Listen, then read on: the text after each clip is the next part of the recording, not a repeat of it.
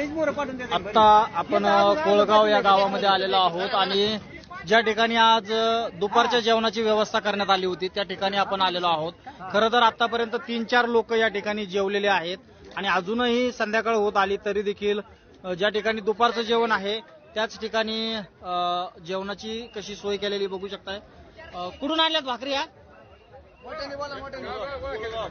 कोळगाव.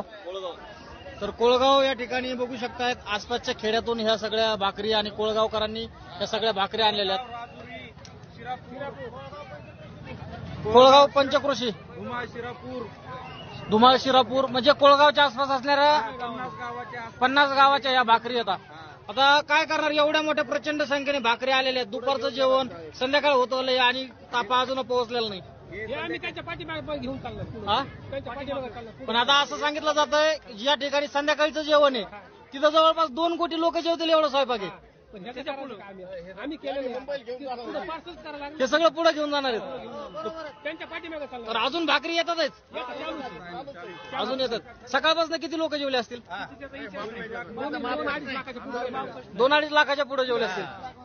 तर म्हणजे संध्याकाळचं जेवण सुद्धा इथं होऊ शकतं. एवढा स्वयंपाक या ठिकाणी आहे की संध्याकाळचं जेवण देखील या ठिकाणी होऊ शकतं. एवढं प्रचंड असा स्वयंपाक या ठिकाणी बनवलेला आहे.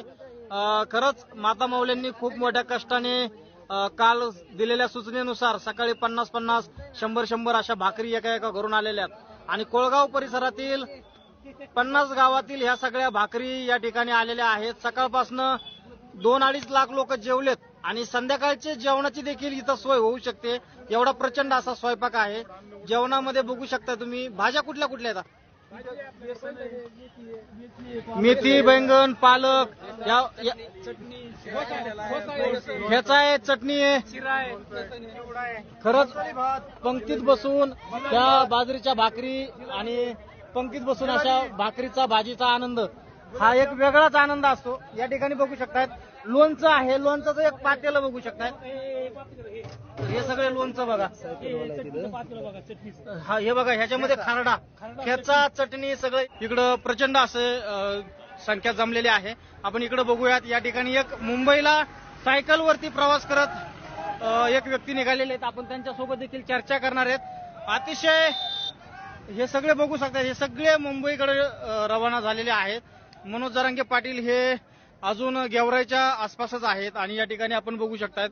आता आपण कोळगाव या ठिकाणी जिथं दुपारचं जेवण आहे त्या ठिकाणी आहोत आणि एक प्रवासी या ठिकाणी सायकलवरती चाललेले आहेत. बघू शकतात आपण. बाजूला थोडं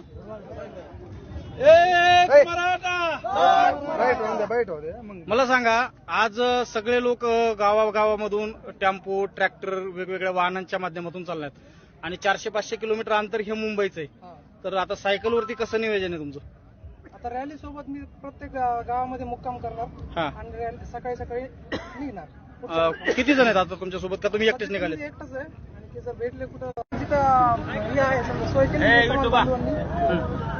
आता या 2 बॅग जिथं जिथं मुक्काम असेल मेडिकल वगैरे आहे, टॉर्च ते आणि हातऱ्या पांघरायचं. या ठिकाणी बघू शकताय संध्याकाळी लागणारं आतरायचं, पांघरायचं सगळं सोबत आहे.